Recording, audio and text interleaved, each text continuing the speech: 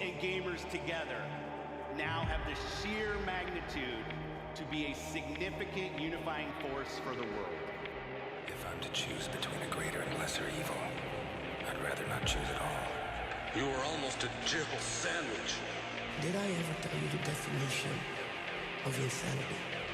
Be better. Check this out. Hello, and welcome everyone to the 337th episode of the Hungry Gamers podcast. I'm your extremely humble host, Brendan White. You can find me just about everywhere at Brendan 8-Bit, and joining me for this October session of the THG Residency series is a man that is as fashionable as he is educated. He's one of the smoothest criminals I know in the land. You can find him on them socials at It's Tilby. Matt Tilby, welcome back to the THG/Riverside studio. How the bloody hell are you? I am doing so very well, Mr. Brendan White. Yes, I guess the Breaking Bad experience has come to fruition once again. My Jesse Pinkman to Mr. White here, as I feel it was too obvious a link. But yeah, look, it has been 3 years now since I've been properly in the Hungry Gamers hot seat for a while. Of course, we just did an episode at PAX, which I recommend you all go and check out. But yeah, I thought I'd stop on by for a couple episodes with yourself and, of course, our good friend, Australia's John O'Peck, for the rest of the month. But I'm here. I'm excited. We've got some fun things to talk about. So very, very excited. It's going to be a very good time, and it's always, both on and off microphone, a good conversation to be had with you. So I'm very appreciative you taking time out of your busy schedule to riff with me here in the studio. But yeah, it's going to be good. And as you said, Tilby, definitely listeners, if you haven't checked out our PAX recap episode that dropped last week, do yourselves a favor and give it a listen, because it's a little bit of a different perspective on PAX. Instead of doing the generic play-by-play recap of things we played and experienced, we're sort of looking at it from a few different lenses. So it's well worth your time. Runs about 50 to 55-ish minutes, so it's not a too hefty a sum of time to allocate for that one, but it's well worth it. I think the juice is worth the squeeze, and same will be here for episode 337. So I guess what we can do is jump into our first segment, which is the week that was. All right, we're going to be talking about what we've been up to in the last 7 or so-ish days, and we can start with what we've been playing.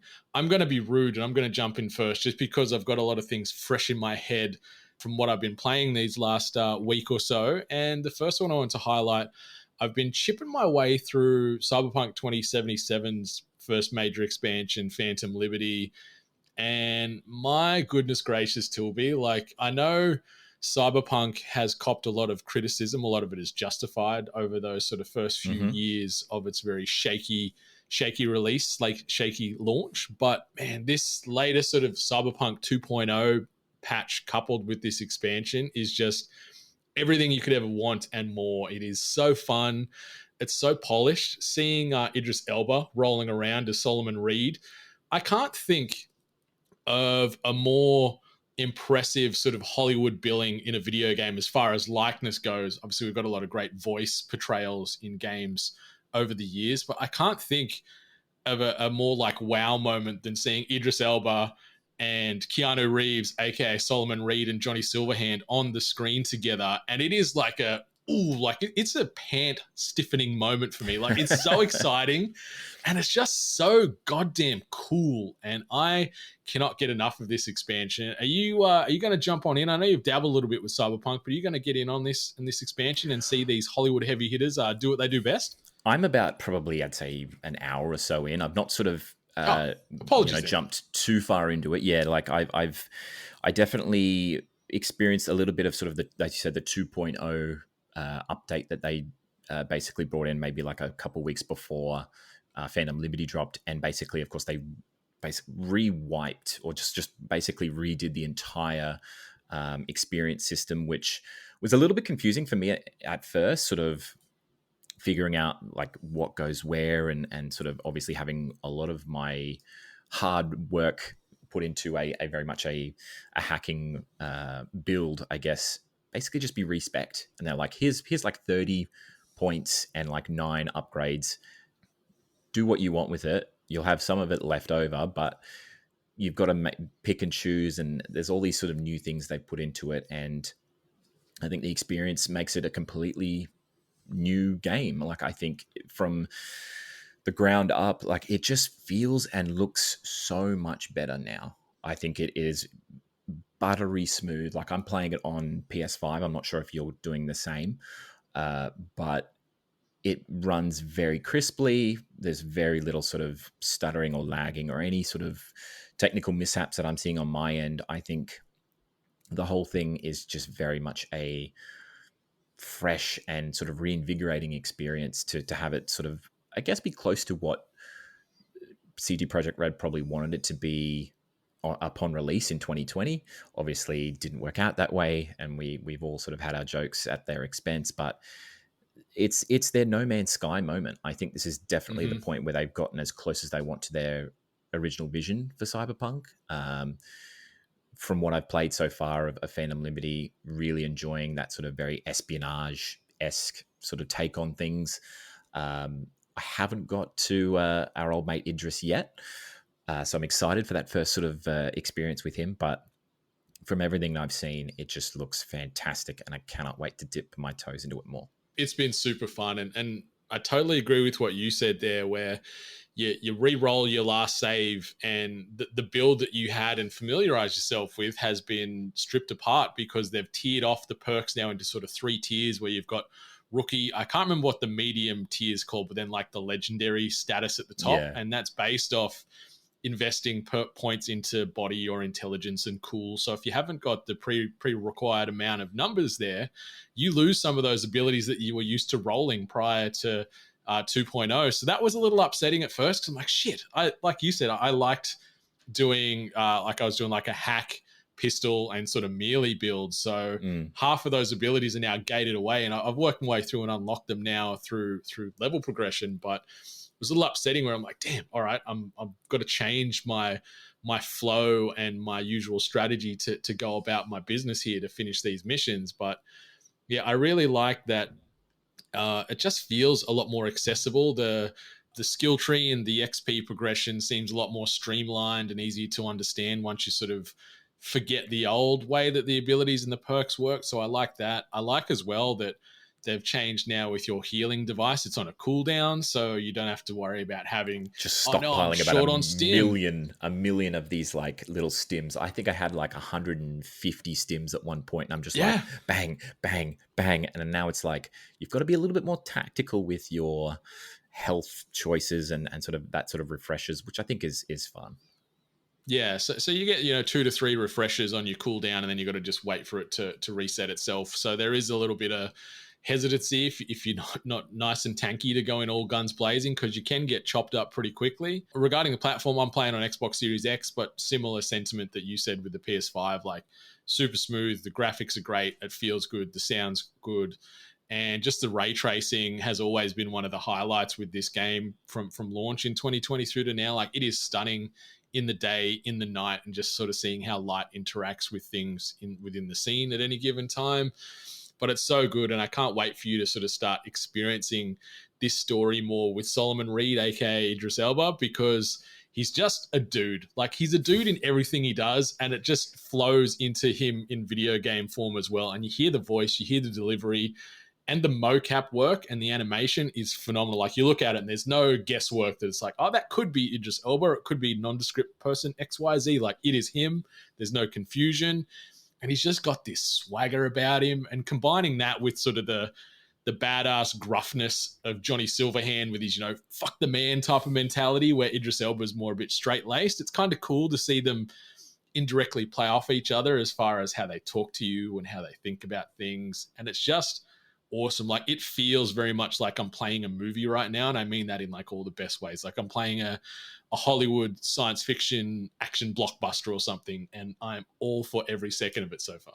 Yeah, I definitely think from what I've seen, it definitely has that big budget movie feel to it. Obviously, the star power of Keanu and Idris definitely lends a lot to the sort of top billing that this game is trying to go for, especially with that everyone's trying to say that sort of spy thriller and having to escort the president of the NUSA through a burning building and all that sort of stuff. There's a little bit of campness to it, but I think it definitely lends itself to it.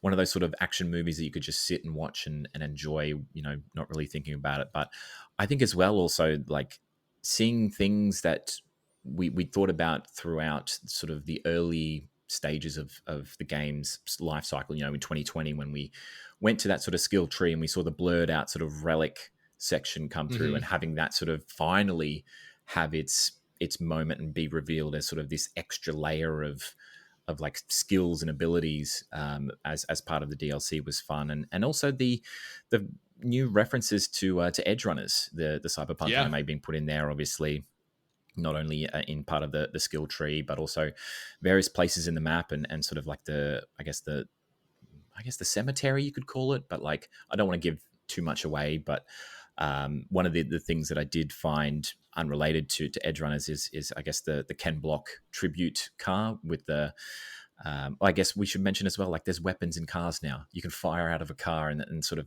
having the sort of weapon based vehicular combat system now is a big and it works surprisingly well. Like it got to the point when I was playing Cyberpunk pre 2.0 where I just fast travel everywhere. I'm like, some of the vehicle mechanics can be a little shoddy, so I'm like, I'm just going to skip and fast travel there, save the time, save the pain. But now with the vehicle sort of weaponry and the vehicle combat scenarios you get into, I'm like, this is fun because you don't know what's going to happen when you're going from point to point, or who's going to roll up on you and try and cause you pain. And the targeting system's nice. I like that they sort of used a bit of an auto lock on by default. You can turn that off if you want to get more crafty and try and be, Billy the Kid shooting at people from the car as you drive. But the auto lock on's more than enough of an experience for me, and I'm happy that they've included that as well. Yeah, it all just works so well, and I think having that combined with the heightened sense of danger with the new police system, having that reworked, I think is good. Like there weren't too many times where I was being bad for the sake of it. I was very good with my driving, making sure I never hit any pedestrians, like purposely.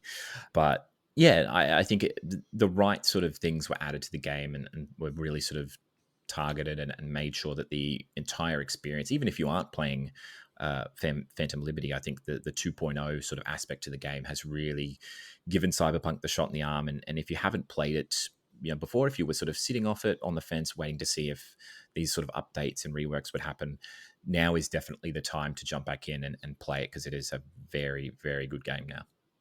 It's phenomenal. Like the only thing that's lacking now from the initial launch plans is the multiplayer. And I don't know if that will ever see the light of day, but if it doesn't, I don't care, because this is such an amazing experience playing solo. And yeah, like you said, Tilby, if anyone out there hasn't played it due to some of the internet turmoil that circulated around this game, now is certainly the time, because there is so much polish in this game and so much awesomeness and fun and shock and awe to be had, that you're doing yourself a disservice if you haven't played it yet. So get your hands on a copy of that, and especially get your hands on the DLC, because it's super duper fun. And yeah, it's just the coolest pairing in a video game that I can just about ever remember. I don't know, like I was sort of reflecting on that earlier as far as like likeness, like lending their likeness to a character they portray in a video game. Like what other games have a cast or sort of a set of characters that are this like impressive? And I was struggling. Like obviously we got things like in Until Dawn and the Supermassive games and stuff, where you get like some Hollywood B-listers, C-listers, potentially, depending on where you see them. But I can't think of two characters of this like magnitude lending their likeness in a game playing side by side. Like, does any come to mind for you? I think a lot of the like PS4 era Call of Duties normally had like at least one big name as their sort of like villain, because I know that obviously Kevin Spacey and Kit Harington were in a number of the sort of like not advanced. Yeah, one of them was Advanced Warfare and Modern Warfare. Yeah, and Conor McGregor, like that was so weird.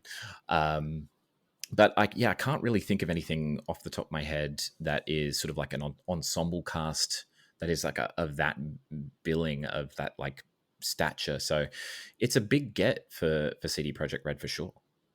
Yeah, like outside of maybe something like a Death Stranding would probably come close, but outside of that, now Phantom Liberty, I can't think of any others. So hopefully maybe this becomes a bit more of the norm, but like not using celebrities for the sake of it, but if they can add some genuine impact to the role they play, hell yeah. And yeah, Solomon Reed, Johnny Silverhand, I can't get enough of these two. Like I want to spin off anime or live action just with those two rolling around Night City. Like if Netflix aren't throwing crazy money at CD Projekt Red to try and make that happen, I don't know what they're doing. But another game I wanted to quickly touch on is something that I played last weekend at PAX Oz and just been reflecting on it a little bit. And it was my game of the show as far as what I got to experience. And it's a game by a studio out of New Zealand that are called Whistling Wizard. And the game itself is called Rose and Locket. And it's a side-scroller platformer with a little bit of action sort of thrown into it as well. The art style, first and foremost, it is absolutely stunning.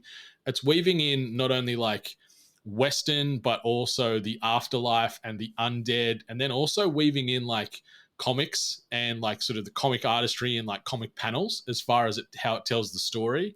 It's fully voice acted, so all the characters are voiced, and one of the main villains that is Wrath in the game that I got to play about a 15-minute demo at PAX.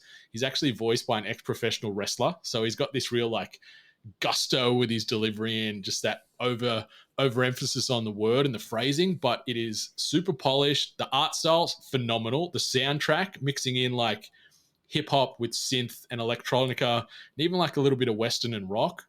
And the combat feels great. I only got to play an assortment of like small assortment of weapons with like pistols and revolvers, pistols and like rifles. But the movement is really fluid. The fights and the boss battles are nice and varied and stressful. And it just looks like it could be a little indie hit coming our way from our friends over in New Zealand. It's planned to come out in 2024. But definitely keep your eyes on it. Wishlisted on Steam because it is stunning. It plays great. It looks great. And it feels just as good as it looks. And it took me by surprise. I just stumbled by it walking around on the show floor on the Friday. And I'm like, oh, this looks really cool. And it was sort of a bit quieter first up on the Friday. I'm like, I'm going to give this a crack. And I was just hooked from the rip. And it is stunning. So yeah, Rose and Locket by Whistling Wizard. Well worth your time. And I'll quickly shout out other games that I played or followed up on that I really enjoyed that are well worth adding to your radar as well. Cuisinier, Footy Bash, Grist, Dark Web Streamer, Broken Roads, Matchmaker Dungeon Heart, Tavern Keeper, The Drifter, and The Dungeon Experience were all ones on my list as far as ones I got to experience over PAX last weekend that look great. And yeah, you should certainly be keeping an eye on them as it gets closer to release date. Yeah, I'm just definitely like having a look at Rose and Locket. There's like a trailer. This was about a year ago that they put one up on IGN, but even then, like it looks really, really solid. Very vivid colors in it, but I do like the sort of Metroidvania sort of style of play. It looks like very sort of like almost two-stick shooter sort of style. How you can sort of like rotate the arm with that. But it looks very just vivid, very beautiful setting on that one. I would be interested to see how that sort of plays. Like I didn't get a chance to play that one on PAX weekend. I did play a couple of the ones that you had mentioned. Footy Bash was a big one for me. I really enjoyed the. It was so fun. It was just a very like. I think the comparison I made was it was like you mix AFL with not only NBA Jam, but also I'm not sure if you played Super Blood Hockey, the very sort of like pixelated gore violence that you'd be getting in like an indie like ice hockey game. Just running around being able to just like punch people on an AFL field and like the refs as well. And it's just it's a whole lot of like insanity on an AFL field, the likes of which I don't think we've ever seen. So I think it's definitely something to have a bunch of mates around and have just like a good old solid couple games. I think it was like I had a really good experience talking to the devs with them as well. A team called Danger Thumbs, I believe, out of Melbourne, and they were really sort of indicative of like they really wanted to improve a lot of the things and take a lot of recommendations from people as well. So they were really open to suggestions from people, and they were saying they were going to take a whole bunch of things on board. And I think they even said that they were going to have meetings with the AFL to see if they could get sort of the rights for like official teams going forward for hopefully round one next year, from what I got told. But I wouldn't be surprised if AFL said no because of the oddly gratuitous level of violence in a game, and I don't think they'd probably want to market that to a lot of people. But even without the sort of official like authenticity, I should say, it's a whole lot of fun. And I think the dungeon experience, I think you said as well, like obviously a Jacob Janerka game, like just head to toe, like his art style and just sort of weird off the wall humor just comes out in a game like that. Like there was just so much bizarre things happening in that game, which I couldn't get enough of. I'll be very excited for that.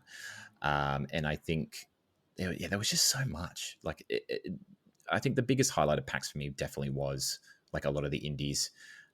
We sort of spoke about it on the PAX episode. Like you've got the big devs coming back, Nintendo, Sega, and that's all like fun and good. It's great to have the sort of bigger companies returning after a couple of years away, but it's always the indies that just seem to spring up a surprise here and there. Like there was a game, I think it was maybe 4 or 5 years ago, called Knuckle Sandwich, which is only just finally getting its release, I think next month.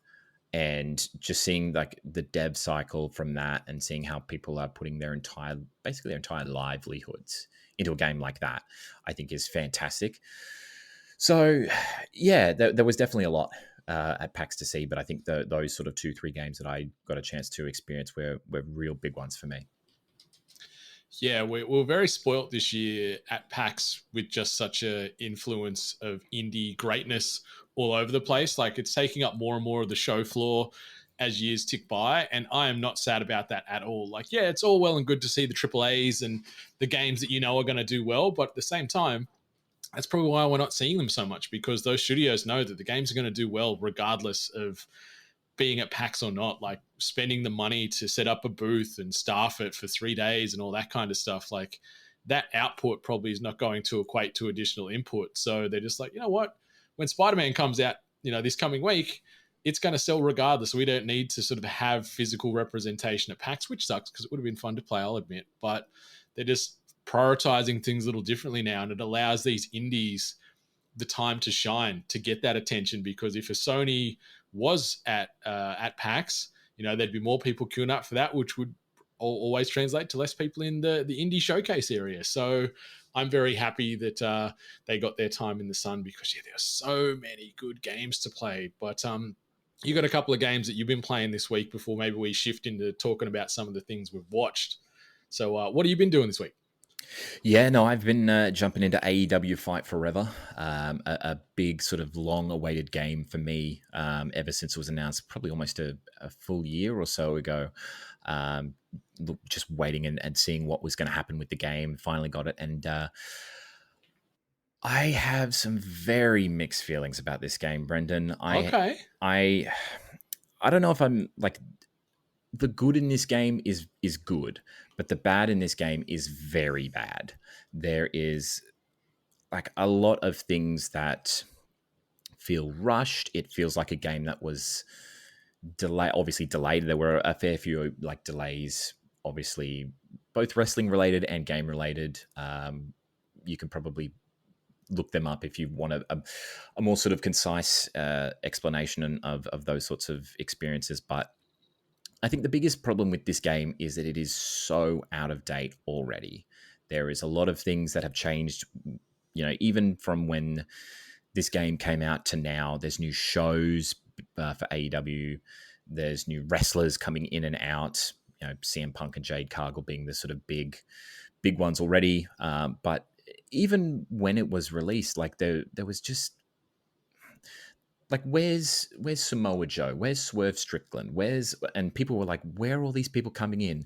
You put FTR, like your biggest tag team, behind a paywall, and like obviously having these DLC packs of like Hook and Danhausen coming through, like two really like popular wrestlers coming through. That's great, but like this is a game where they've mentioned that they're not going to be running on a cycle similar to 2K. WWE 2K, where they're going to be bringing out a new game every year. They're going to be giving it constant updates. And from what they've released, like the Stadium Stampede mode, I haven't even had a chance to play because the net support for Australia is absolutely garbage. And every time I've tried to join a game, my game has soft locked.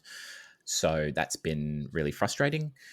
The community creations is non-existent. There's no, like, you can't download wrestlers and things like that. You can barely even make a wrestler. The creator wrestler sort of suite is so limited. It is, frankly, like, you probably shouldn't even have it to be honest. But, and yeah, everything that I'd sort of looked forward to, and I guess that's probably just a result of me having played the 2K games for so long, having been spoiled with going on there and immediately getting the new attires and wrestlers and things basically days after they come out. Having this sort of game that is just feels out of date and very sort of like not at all there and not at all with it is very frustrating. The gameplay is very good though. It is very much it harkens back to the sort of No Mercy, like NWO, WCW sort of N64 games, that very sort of simple 2 to 3 button press sort of style. You're able to pick up things very easily. It's very much I guess the best way is like easy to pick up, impossible to master. There's a lot of sort of reversals and things you need to time and sort of work out. But the biggest thing for me really in gameplay is some of the modes as well. The exploding barbed wire deathmatch is phenomenal. It is gory, it is violent, but it adds a sense of danger that I don't think a wrestling match has had or a wrestling game has had in quite a while. So I think that plays out really well. The hardcore matches are so much fun because there's a litany of things you could find under the ring. There's there's like a football helmet. There's a like a thumbtacked Jordan shoe. There's like guitars, tables, chairs, whatever you can sort of think of. And it just brings that sort of like unhinged style that AEW has become so known for in their sort of like lights out hardcore matches, which is a lot of fun. I think it's definitely a game that you would want to play with your friends. Like the pick up and play aspect of the game is a lot of fun, but this game needs so much more work done to it. And the updates need to come thick and fast, because if it doesn't happen, like, it's going to fall by the wayside and people are going to throw this game away so quickly. It's a shame because I've always been very, I'm very pro competition, and it's always, WWE is the big fish in the pond, but AEW, they're growing. That fish is getting bigger week by week, and they're delivering quality content in the ring. And the release of this, it felt really rushed because it was like radio silence and very non-committal for a while as far as when it's coming out. And then it almost like they had a deadline with, I don't know, the board of directors or said that it's got to be out by this date. So then it felt like the timeline got really sped up, and then the game came out. And like you said, it was a little bit underdone. The roster on day one was already incorrect, with people coming and going and hiding sort of key performers behind paywalls to justify, I guess, maybe that rush as to why some of these characters aren't in the game, even though they've been in the AEW ring for 12 plus months before the game got released, was a little bit of a strange one. But I guess we'll see an Adam Copeland DLC coming out down the line, things like that. So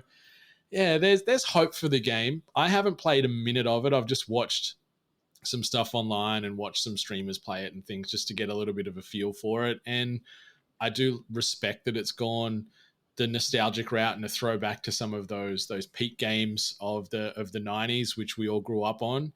But yeah, it's surprising because THQ and Ukes, like, they were the wrestling studio, like they were the envious studio that were kings of that ring for a good long while. And I don't know if maybe just some of the key decision makers from yesteryear have left, and they've just got a bit of a new team that aren't really equipped to handle this type of game. But yeah, I'm hoping that they can get it up to speed quick, because like you said, otherwise it's going to end up in the trash can that's going to be used in a hardcore match somewhere, because yeah, people are very fickle and they'll move on, and we get that yearly annual WWE game release, so there'll be some new coming out, and then more new in the next 12 months. So hopefully this living, breathing, almost, I guess, games as service they're trying to do with AEW Fight Forever can really build upon that. And like we talked about Cyberpunk earlier, and we mentioned No Man's Sky briefly, maybe this will have a bit of a resurgence once it finds its footing down the line. And I'll keep my fingers crossed because you want these games and these studios to succeed. Yeah, exactly. I think you hit the nail on the head, sort of talking about competition, and even the people who worked on 2K23 did say like having a new competitor and or something that is like different to the 2K games, I think is only going to be good for wrestling games in the long run. But it does not paint a good picture if you are putting out a game that is like months out of date. There are wrestlers who aren't there and wrestlers who should be there, and everything is buggy and a little broken. Like online in general is apparently a huge mess. So I think things definitely need to change quickly if they're going to sort of retain any sort of goodwill for the game. But we'll see. I definitely have hope for some sort of improvements in the near future. That's it.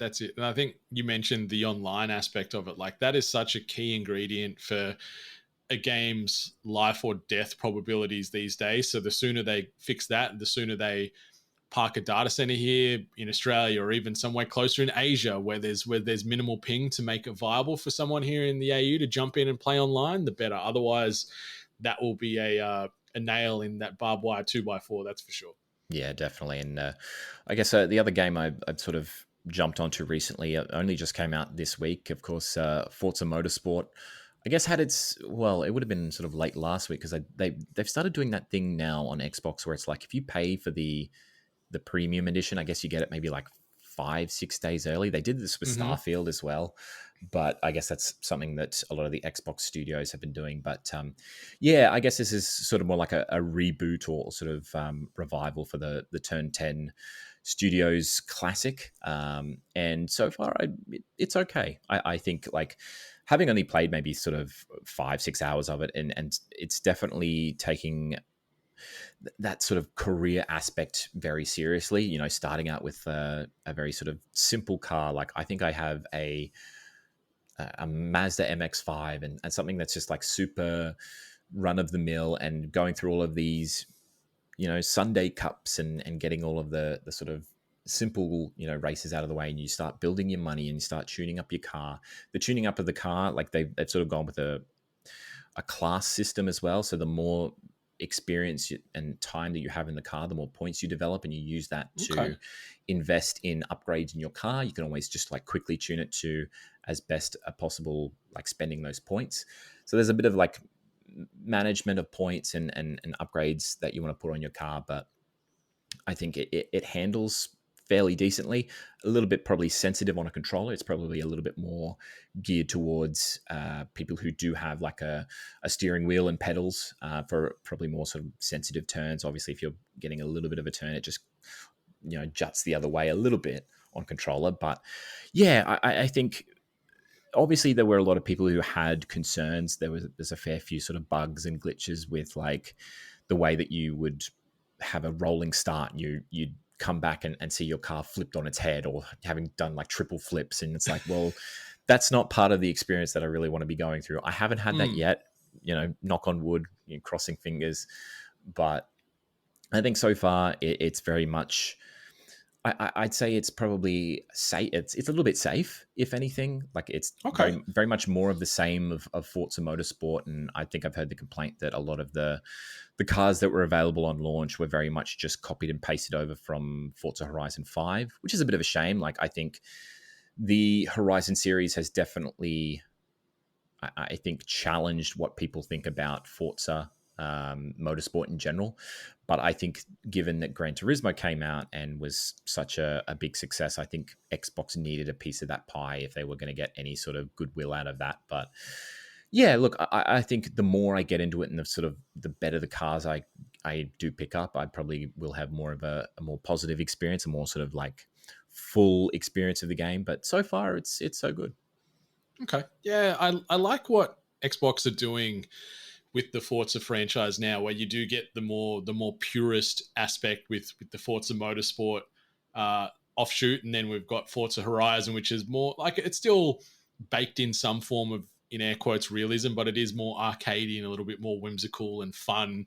and more accessible. So depending on where you sit, whether you're a diehard racing sim person or if you just want something casual that's a little bit more accessible, you've got both flavors there. So I do understand the strategy, but also, does that divide the racing community too much in a bad way? I don't know, but it's cool that they are investing in this franchise so heavily, and Turn 10 have got a lot of street cred with Xbox, with the successes they've had with these games and future releases they're working on. But Xbox have been pretty starved for a decent exclusive release this year. Like Redfall was very hit and miss. Starfield's been great, obviously, but outside of that, like Forza's the next cab off the rank. Like it's the next man up as far as the big titles that you're going to get people talking, especially with Spider-Man around the corner.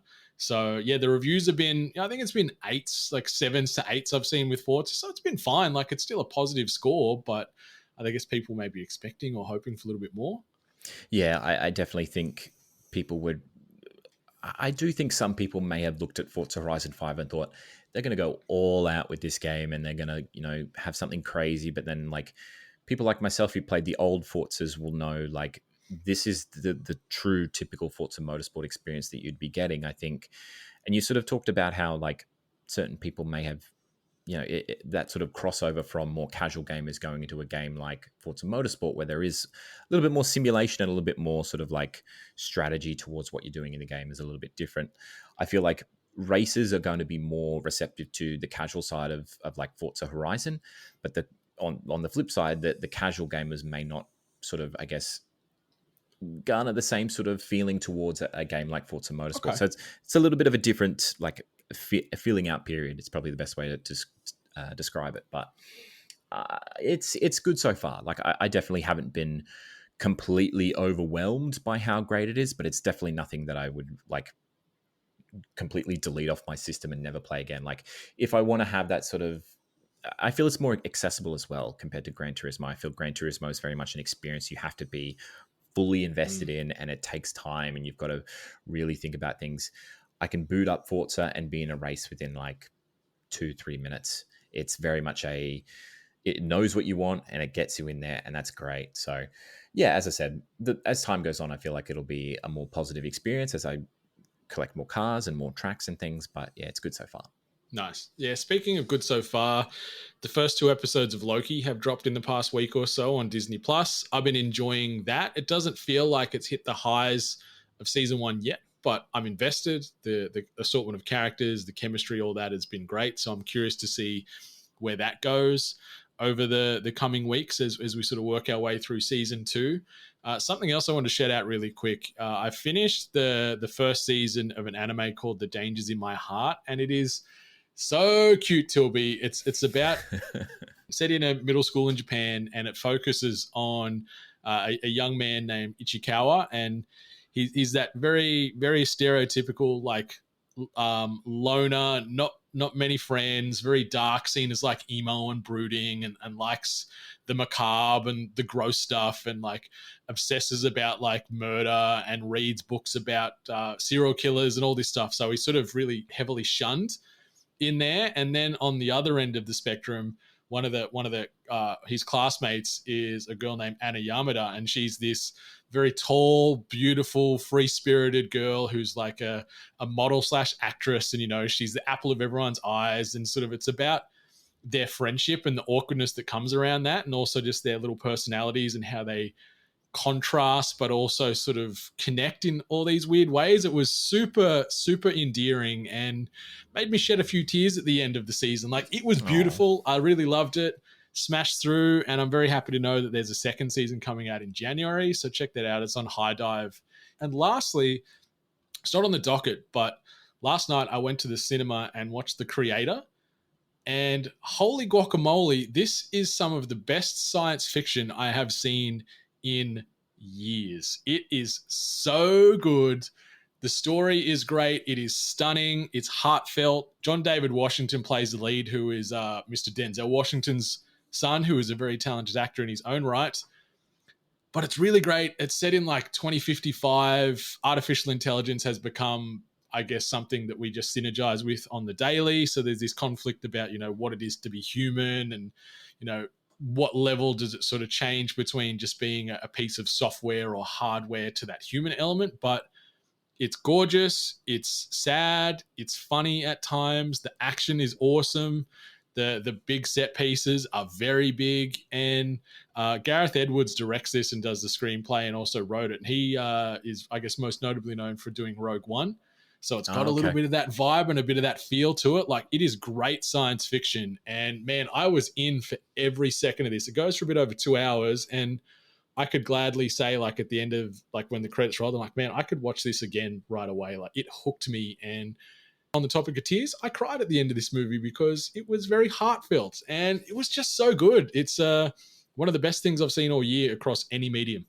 Wow, that is a lofty call to make. Like, yeah. I obviously love a lot of what Mr. Washington has done in the last couple of years. Obviously, I think I saw him in Tenet, and I thought he was very good in that. But yeah, look, I've not seen too much of the creator or The Dangers in My Heart or Loki season 2. So there's a lot there that I need to your list, my friend. Yeah, I'm definitely going to have to take a look after this episode is done. But yeah, some good things all around for sure. Yeah, and what about you? You've got a couple on the docket here as far as some stuff that's coming up that's piqued your interest. Yeah, I've been checking out a couple of trailers for things that have come out, I guess, within the last week as well. Like the trailer for Digimon Adventure 02, the beginning from Toei Animation. Like, I'd probably say I still am a huge Digimon person. The anime was always something that hooked me probably more than the Pokemon one did.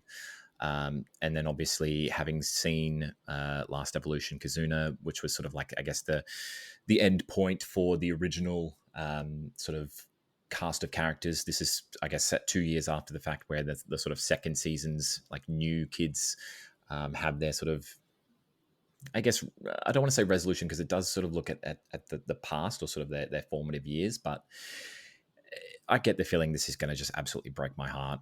It's that sort of like Toy Story 3-esque feeling of like growing up with these kids and seeing how they progressed and grown up as people. And yeah, and sort of having, I guess, the original voice actor for both Vimon and Davis coming back to reprise their roles definitely hits me a little bit in the feels. But yeah, it looks stunning. It looks like it's just going to be all out, just classic Digimon sort of stuff. So I definitely cannot wait for that. And the other one as well, I guess, sort of returning to the wrestling ring, I guess, this A24 movie coming out in December called The Iron Claw, directed by Sean Durkin. And oh my goodness, this is probably going to be Oscar material, I think. Like, there has been a lot of talk about this movie being very powerful, very strong. Like, the cast is insane if you've seen it. Jeremy Allen White from The Bear,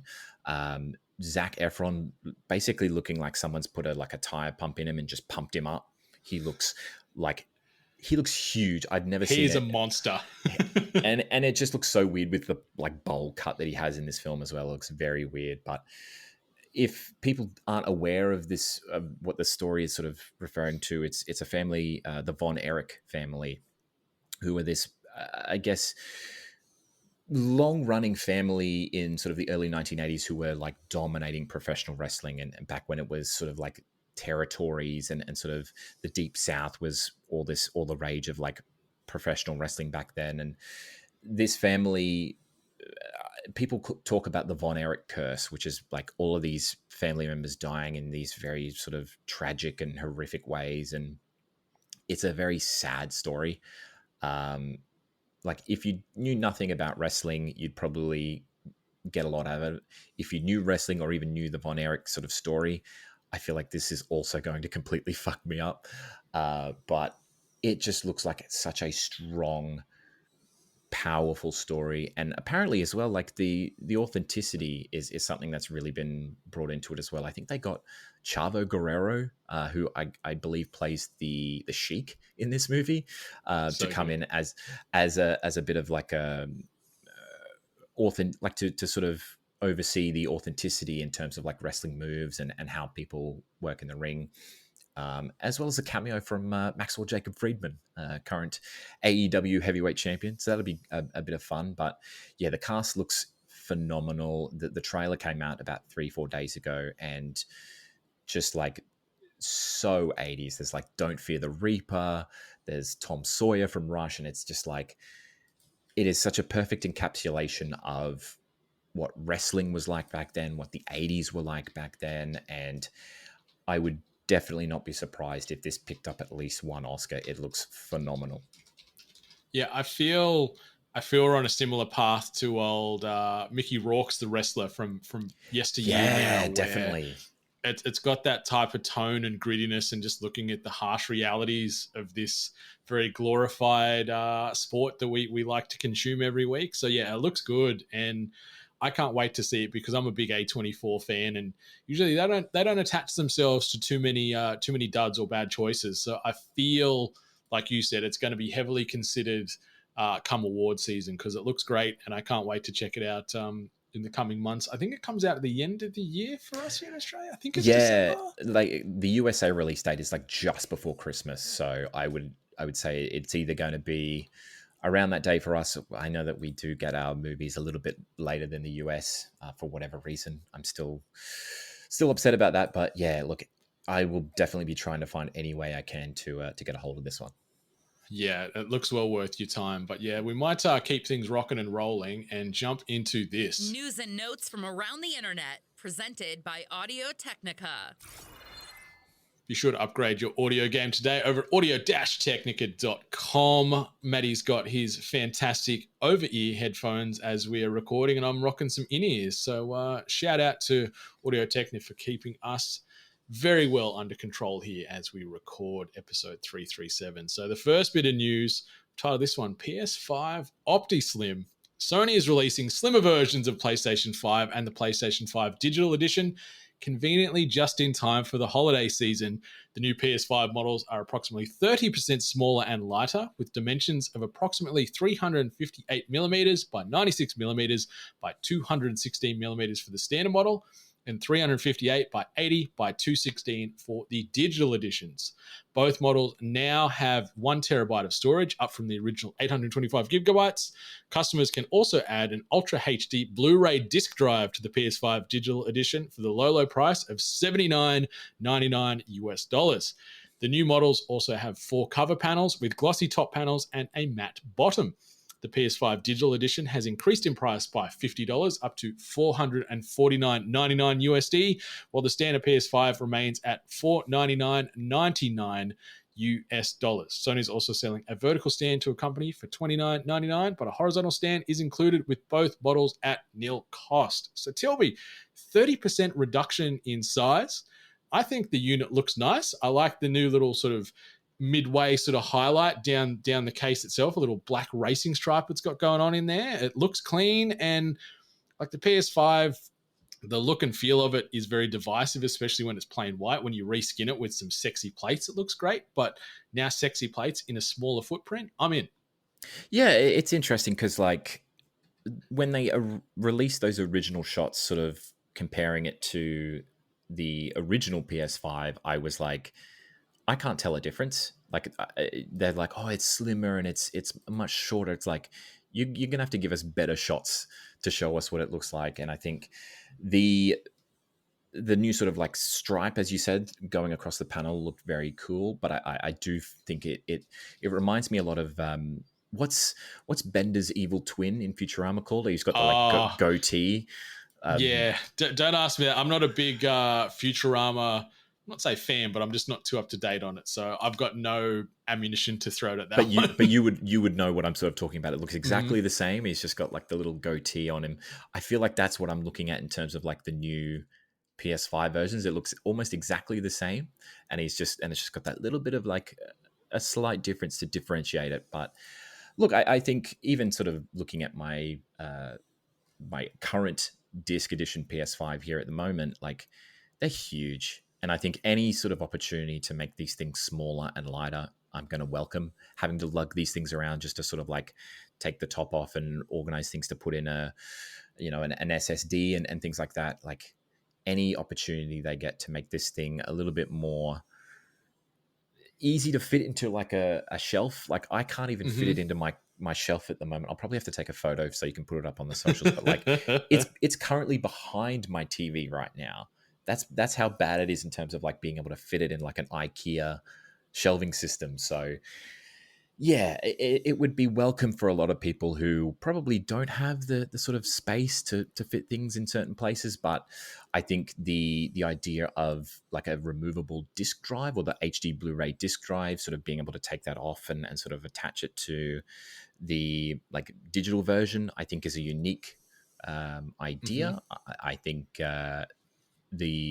I think the meme that was going around was, do you remember the old ad where they're like, here's how we do sharing from PlayStation, and they just like give the game disc to each other. Like, I feel like that's what's going to happen. And they were like, oh yeah, here's the disc drive. Here's how we share like our games. So I think it's a step in the right direction for Sony. I think as small as possible. Obviously there's certain things you have to take out of a PS5, but so far so good. I think it's definitely a step in the right direction. I think so too. I think it's a nice, cleaner, smaller footprint.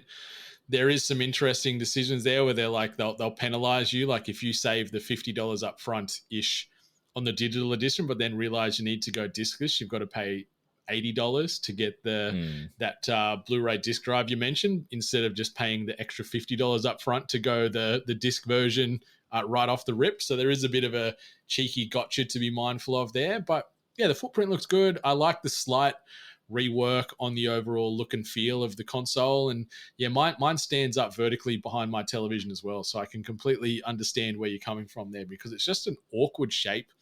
It's a cool look, especially when you put a different skin on it. But yeah, it's just an awkward shape overall. But this all to go a long way. 30% is not a small amount of real estate they're reducing there. That's for sure. Yeah, but isn't your PS5 also like got arrows and things in it, like a custom build? So correct. I can completely understand why you need to put yours behind your TV. Yeah, I've got the Horizon Zero Dawn treatment from the legends over at Tag Mods there. So yeah, it's a bit disheveled, and yeah, there's a few arrows poking out of it. So yeah, it won't exactly sort of lay on the horizontal in any form of cabinet. It has to be vertical no matter where you go, but that's okay. And something else that I'm perfectly okay with is John Riccitiello, who has retired from Unity amidst the recent raft of controversies. So he's been with Unity since 2014, when he originally moved across from EA and was initially tasked with overseeing the company's transition to a subscription model. However, the company's stock has declined drastically from around $68 at the most recent IPO to just $30 now. So Unity is not what it once was, and there is a little bit of worrying going on in the back of that. So their reputation has massively suffered due to the mishandling of the new fee structure, which initially sounded like retroactive charges for game installations, but was later clarified to start in 2024 with exceptions for smaller studios. Riccitiello leaves behind a legacy that combines a focus on live service, microtransactions, and loot boxes, as well as calling developers fucking idiots for being negative towards monetization. Upon leaving, he is set to earn up to $8.4 million through stock options and an additional $253 million worth of Unity stock, which he already currently holds. So he's going out in the sunset with a big old bag of money. And as he rides off, James M. Whitehurst, who is the former head of Red Hat, which is an IBM-acquired open-source software company, will be acting as the interim CEO while the board of directors searches for a permanent replacement. So, Mr. Riccitiello, don't let the door hit you on your way out. I don't know too much about him, but I know as far as the current business model with EA, how it is still heavily focused on microtransactions, live service models and things. He was the primary instigator there, and then tried to take those ideas and embed it in the Unity DNA. And yeah, the big blow up regarding their fee-like structure that's going to be happening in the coming future was met with a lot of hostility. And I'm guessing they're like, we need to get some good press back to Unity, John. We'll give you some hush money, this $8.4 million worth of stock options. You just get out of here. And he went, okay, so see you later, fella.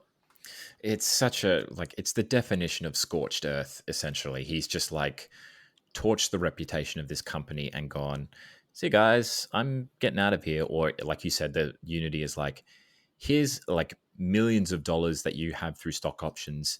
We'll pay you that to shut the fuck up and get out of here. But it's such a bummer because like I've worked in a game studio previously, and even now seeing like friends of mine who still work there sort of talking about how they've worked with Unity and Unreal, and how the fact that sort of fee structure would have absolutely crippled indie developers, both big and small, and seeing the sort of backlash from even bigger creators. I think there were a couple of people from Devolver and other sort of companies who were like, we're going to be taking our games off the systems and sort of removing them from our sort of downloadable services so that, you know, we're not going to get hit with these sorts of fees. And it just created such a huge amount of confusion for a program that was so instrumental for the livelihood of a lot of people. So he just gets off scot-free, or he just gets to ride off into the sunset and live his life while people are probably still wondering, is this going to happen? And are we going to be paying out the arse for these things that we really don't want happening for our game when we had these ideas for these games and it took us years to create? And now we're going to be, what was it, paying each time or a certain amount of times people download our game, which, you know, the cost and revenue and sort of evaluating all of that, it's just a fucking mess. It's an absolute mess. Like, I don't know what else to say, Brendan. I'm so glad he's gone, and I think it really sort of does a lot for the industry, knowing that those sorts of ideas and seeing how that the games industry as a whole can band together and make it known that, hey, this isn't okay. We've done this sort of thing for years without having to uproot the way that we, you know, price our games and revenue streams and all that. It's just, yeah, I could go on for hours about it, but like I need to calm down. This was one of the good times where you see the internet up in arms, all unified for a positive reason. Like, it was great to, I guess not great, because there was a lot of studios going, fuck, this is our livelihood here. We could be sunk due to these potential shifts in their payment models utilizing Unity. But seeing everyone sort of band together and stand strong and be like, no, this is not okay. This is bullshit, Unity. Do something about it. And then I will also, like, you know, give some acknowledgement to Unity that they did pivot and backtrack very quickly and tried to be as apologetic as possible. But yeah, the damage was certainly done very quickly there, and I'd say there's going to be a lot of people shifting to other development platforms to work on their games down the line, just due to the uncertainty as far as what this payment model will ultimately end up settling down to become at Unity, because there's a lot of time and energy and effort and blood, sweat, and tears that go into game development, and then releasing a game and then finding out you're potentially going to get bent over every time someone purchases that game seems a little bit scary and a little bit of a situation that I wouldn't want to be in if I was a developer. So yeah, I fully stand by them going, you know what, we're out here, Unity, see you later. We're going to move across to this other platform and work on our games both now and into the future there. So we'll see what damage is done long term, but it is a shame that old Riccitiello, gets to ride off into the sunset with all of the money. And he did cause a lot of this drama directly and indirectly, but he gets off scot-free. Yeah, it's such a shame. Like, I think you might probably start seeing developers and companies sort of looking at whether they jump from Unity. Like, I think a couple of people and companies were sort of tossing up whether they go to Unreal or sort of just completely take their sort of entire system and sort of move it to a different area, because these issues and these sorts of structures and things that they were putting in place, Unity, were just uninhabitable for a lot of people, and it definitely caused a lot of confusion and hurt, and it was just not a good time for anyone. So yeah, like you said, seeing the gaming world as a whole sort of step up and go, this isn't okay, was definitely warranted and welcomed. So we'll see what happens in terms of Unity's sort of public figure. I don't think it could get any lower than it is right now, but I think getting rid of Riccitiello is a very good start. We'll see if Mr. Whitehurst can sort of, I guess, come in and steer the ship away from the big old iceberg that is probably bankruptcy. I don't think it'll be going bankrupt anytime soon, but like they'll be losing a lot of money, I think, definitely from this. I don't know whether their sort of fee structure was I guess, a way to sort of save money or sort of like get money back into their coffers because they were losing it. But yeah, it's just a weird time all around. Yeah, they've certainly lost a lot of respect in the industry, and there's going to be a bit of hesitancy for any big studio to potentially utilize their platform moving forward due to the risk and the heavy cost attached to some of these bigger games. When they do make big money, they're going to be paying even bigger amounts of money to Unity for that. So it is a bit of a divisive situation that we'll sort of watch on as the months and years roll by. But the next bit of news I've titled "No Need to Super Mario Wonder." Who's going to replace Charles Martinet as Mario, that is. Kevin Afghani has been confirmed as the voice actor for Mario and Luigi in the upcoming Super Mario Bros. Wonder game. This revolution came after fans speculated about the new voice actor following Charles Martinet's departure from the role of Mario. Afghani officially announced the news on Twitter, expressing his pride and gratitude to Nintendo for the opportunity. Afghani is known for his work in Dragon Ball R&R and Genshin Impact, among others. And leading up to the big official reveal from Kevin Afghani, there was, a lot of data miners. There was a lot of sleuthing going on, as the internet loves to do, and they actually hacked in-store demo versions from kiosks in the United States, got access to the hidden files and content, and started combing through the lists of voice actors. And then it was like is it this person? Is it that person? It was very conspiracy theorist stuff, which I also love / hate when it comes to the internet. But the guesswork is over because, Kevin Afghani is at least playing Mario and Luigi for this next iteration of the game. Who knows if he's going to sort of stick around long term, but he's here to stay, at least for Super Mario Bros. Wonder. Yeah, I mean, and if you saw the original trailer for Mario Wonder and sort of heard, like, I couldn't tell the difference, which I think is the perfect sort of like thumbs up for his performance so far. And obviously, like a role like this is obviously a little easier to cast than, say, like,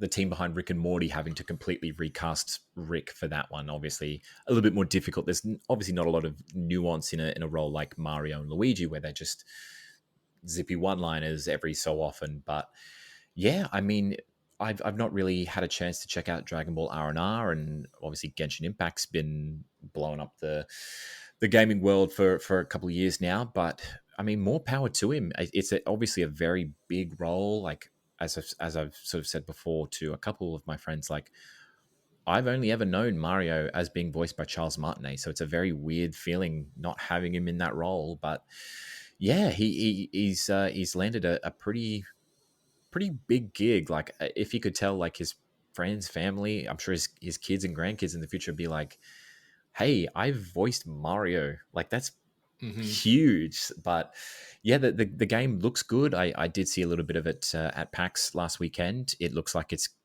essentially new Super Mario Brothers on drugs. So I'm very excited to see how that sort of plays out. But yeah, like, congratulations to him.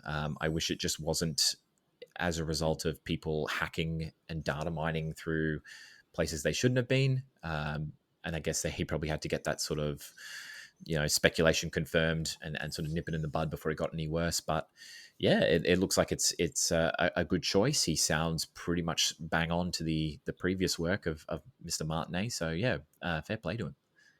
Yeah, like you said, I listened back to the trailer after Kevin Afghani came out officially and announced it on Twitter or on X, and I sort of listened to that and then side by side with Martinet, and I don't want to disrespect either of them, but yeah, it sounded pretty damn similar. Like, it's a very finite difference between the two, and I guess that's what Nintendo wants anyway. They want that continuity and that familiarity with these characters, and they seem to have landed that with Kevin Afghani. I'd love to know how much money you get paid to be the voice of Mario and Luigi. Like, I wonder if that's like a hefty sum that you could retire upon, or if it's more of a humble beginning type of payment, and that's how they've maybe brought someone in that's a little lesser known.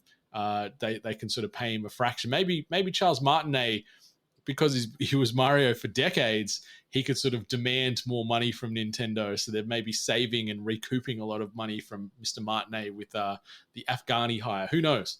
Yeah, it's interesting. Like, I would assume they'd probably have some sort of rolling contract for him. We'll see how things go with this first game, and if he seems to do a good job and people respond positively to him, we might keep him on. Like, but I think there's no reason why you shouldn't. Like you said, he's pretty much bang on for the voice. Like, it would have just been such a weird feeling if they'd gone with a completely unintelligible, like completely different voice for him. Like Chris Pratt. It's a me. Hello. Like, and just sort of went with something that is completely out of left field that just doesn't feel within the spirit of Mario. But yeah, I'm really happy with it. Like, I've got no complaints, and I'll be looking forward to hearing more of Mr. Afghani's work when Wonder comes out later this coming week. Yeah, it's big times for Mario, and even bigger times for Microsoft, because Mr. Tilby, the deal is done, and now we can finally rest. Hallelujah. Oh my God. That's right, listeners. If you haven't been on the socials this week, Microsoft has now officially acquired Activision Blizzard for $68.7 billion US, marking the largest buyout in the history of the video game industry. The deal has been in progress for nearly 2 years, involving regulatory approvals and many legal challenges, and it was finalized after receiving approval in the United Kingdom. With this acquisition, Microsoft gains control over popular game franchises such as Call of Duty, Spyro, Skylanders, and Guitar Hero, which is previously owned by Activision. They also acquire Blizzard, the developer of World of Warcraft, the Diablo series, Overwatch, StarCraft, and Hearthstone. Notably, Microsoft takes owner of Activision Blizzard's mobile division, King, known for its highly successful Candy Crush saga, which is expected to enhance Microsoft's or Xbox's mobile gaming strategy. Activision Blizzard's 17,000 employees around the world are now part of Microsoft.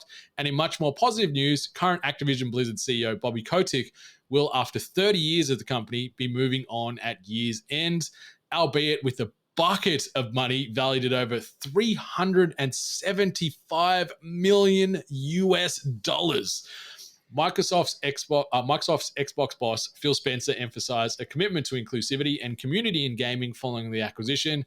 While fans eagerly anticipate the integration of Activision Blizzard titles into Xbox Game Pass, Microsoft clarified that it will take time, with newer games not expected to appear until 2024. The full implications of this acquisition on the gaming landscape remain to be seen.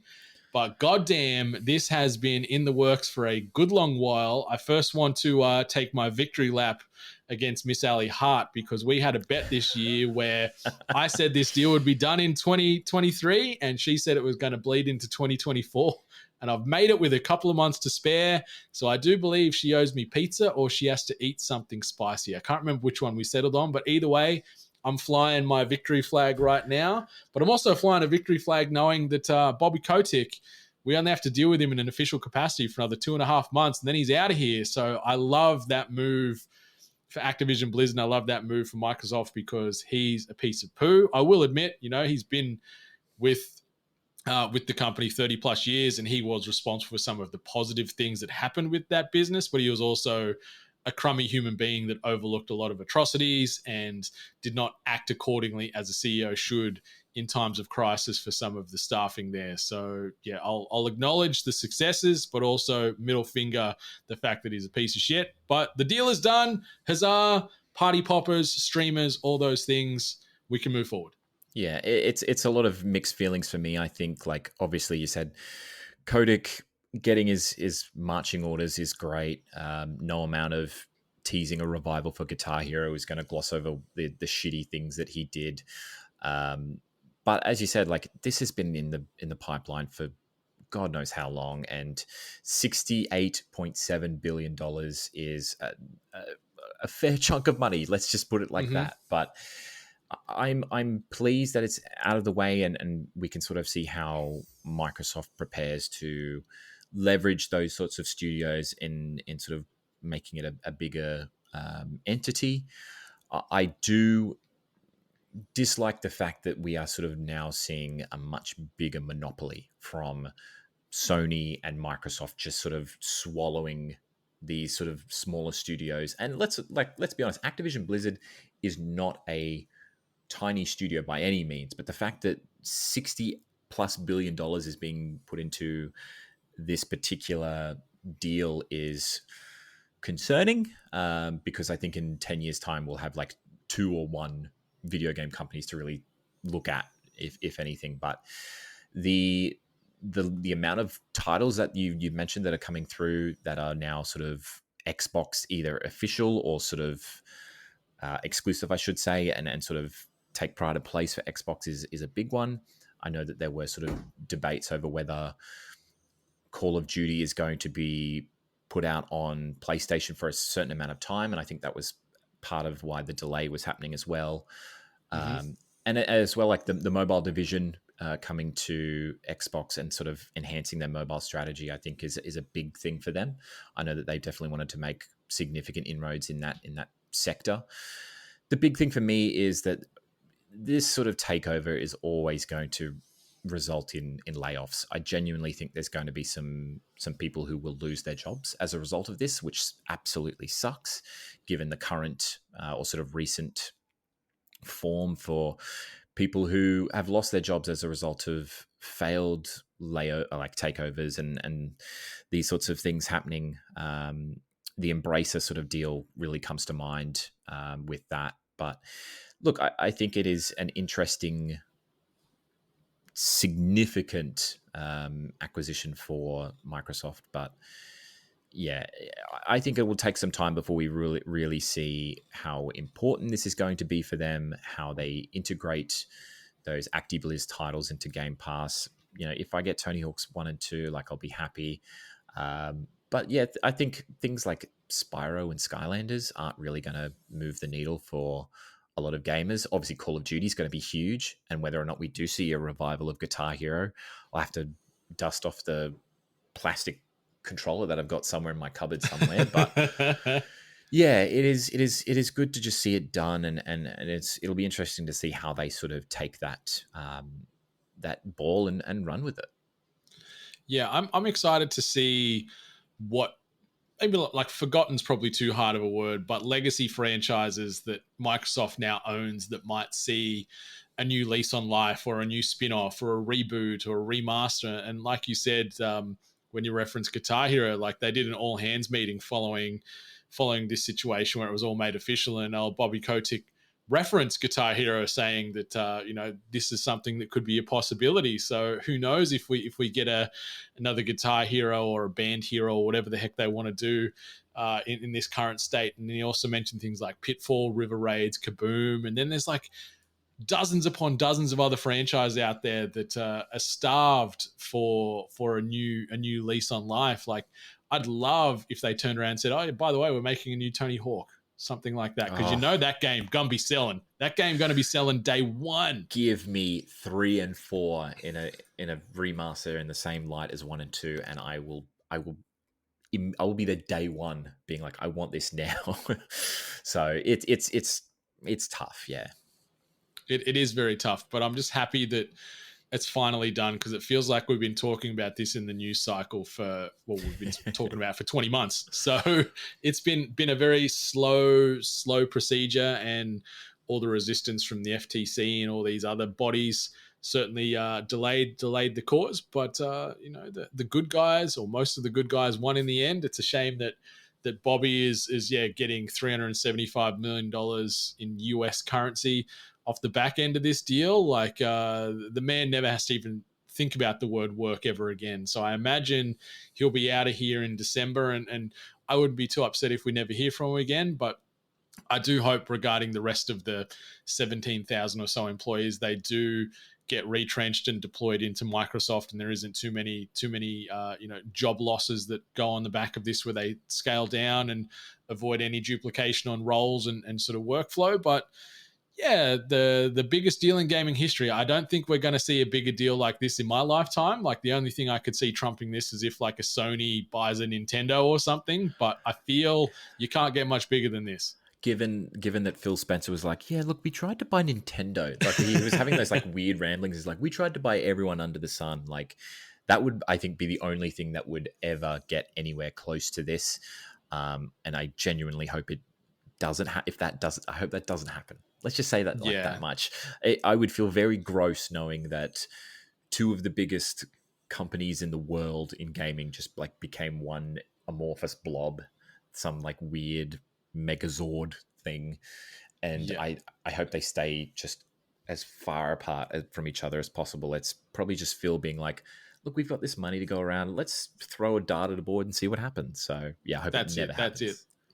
Yeah, that's his Eleanor for sure as far as picking up a Nintendo. Like I could still see some of the other Japanese houses getting picked up, like a Square or a Sega down the line, or there was obviously the strong talk around Warner Brothers getting picked up for a while there.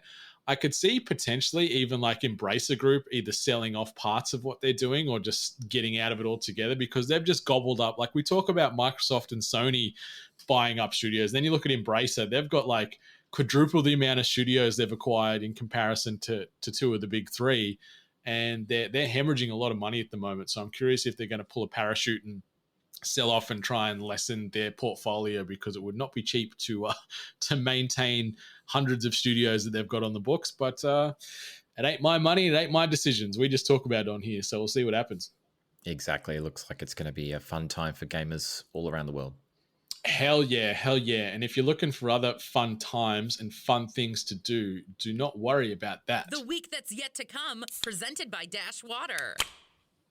All right, so we're going to be just referencing some of the things that are coming up in the next 7 or so calendar days that you can add to your respective viewing, playing, listening schedules. First and foremost, from the podcast side of things, we've got another episode of More Than Hentai dropping this coming week, where myself and Bruce Alexander are going to be tackling Zom 100 Bucket List of the Dead, which is an anime that's currently airing on Crunchyroll as well as Netflix. 9 episodes out at time of recording here on the 15th of October, and it is one of my favorite new anime of 2023. So give that a look if you're looking for something to watch on the small screen.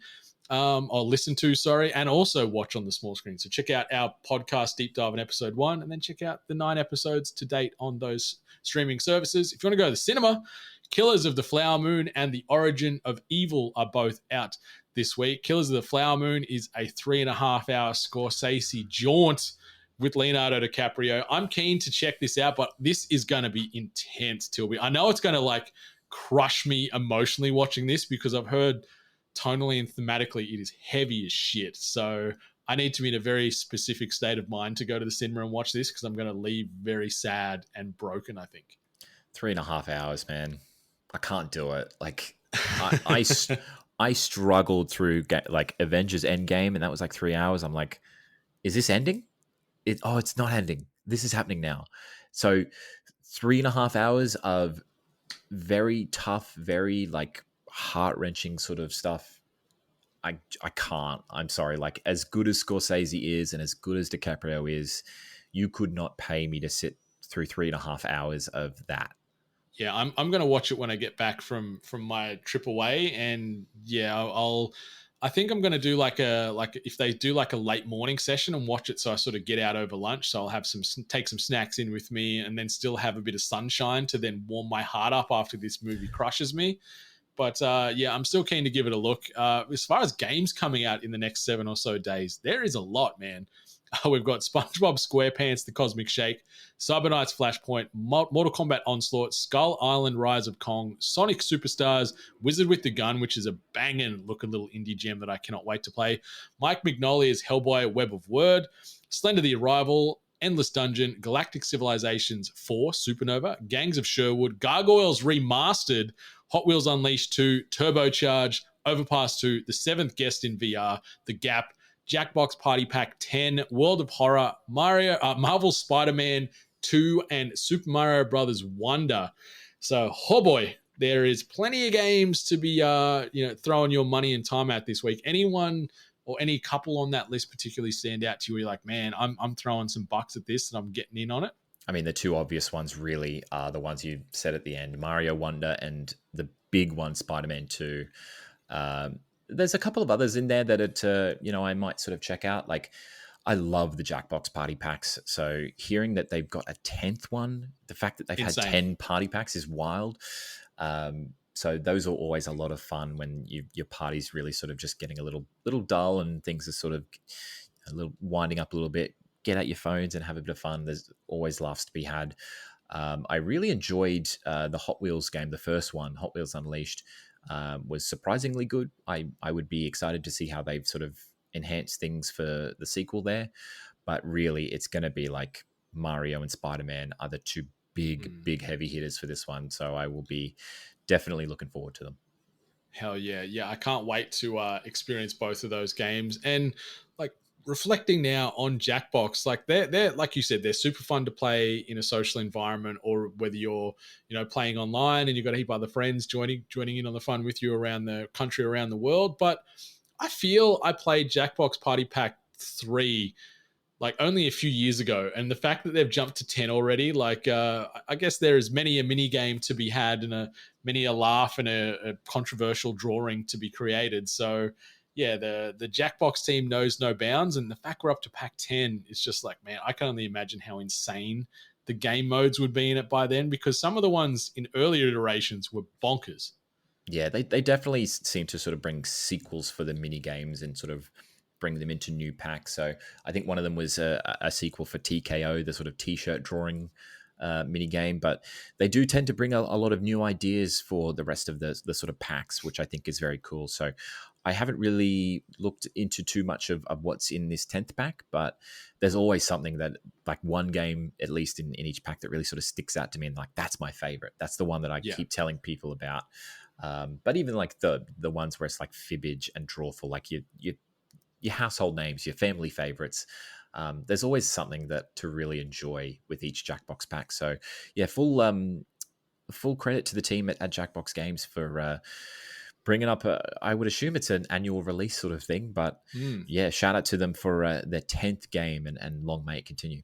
Yeah, and the fact that it's on everything, whether you're playing on console, on PC, or as long as someone's got a copy of it, and the rest of the participants can just play on their mobile at no cost. Like, it's a very, very smart business model. And yeah, you can have a lot of fun and offend a lot of people playing a Jackbox game. That's for damn sure, because the responses, they escalate pretty quickly depending on who you're playing with. Yeah, you're definitely only as insensitive as the people that you're playing with. So it really just depends on what party you've got with you, but it is always a lot of fun. 100%. And speaking of fun, I am going to be taking some time away after this episode, and I won't be back for the rest of the month. But fear not, listeners. Mr. Tilby here, as well as Mr. John O'Peck, will be steering the ship very comfortably and confidently, that I am sure. So yeah, it's been fun jumping here on 337 with you, my good friend. But for the next few, you're in the co-captain's chair, so you got it, you sorted. Do you need any last minute advice or anything you need some feedback on before we get on out of here? I don't think so. I think like you've given me the keys, so we'll have to see how the inmates run the asylum when you're gone. But look, just have a great time. Just kick your feet up, take plenty of photos, eat all the good food. We're going to miss you, obviously, for a little while, but with Australia's John O'Peck, the Hungry Gamers are definitely in good hands. So we'll see you back here after your jet lag fueled adventure. And can't wait to see what you guys get up to, and I'll be listening on very excitedly every week as the episodes drop over the next couple. So yeah, listeners, be sure to rate, review, subscribe us here at The Hungry Gamers, as well as all the other podcasts you listen to on the regular. Takes no time, costs no money, and it means the world to podcasters like ourselves. So yeah, take that little bit of time, pay it forward, get those good vibes, get that good karma. Also, check out One Perfect Game while you're at it, because there's a new episode recorded live from the PAX Australia show floor, available right now for consumption on all good podcast platforms. So give that one a spin when you're done listening to this episode right now. But yeah, you can find me at Brendan8bit. You can find us as a whole at We Are 8bit, and you can find this handsome devil beside me here at It's Tilby. But until next time, 8bit Nation, much love. And stay hungry. See you around.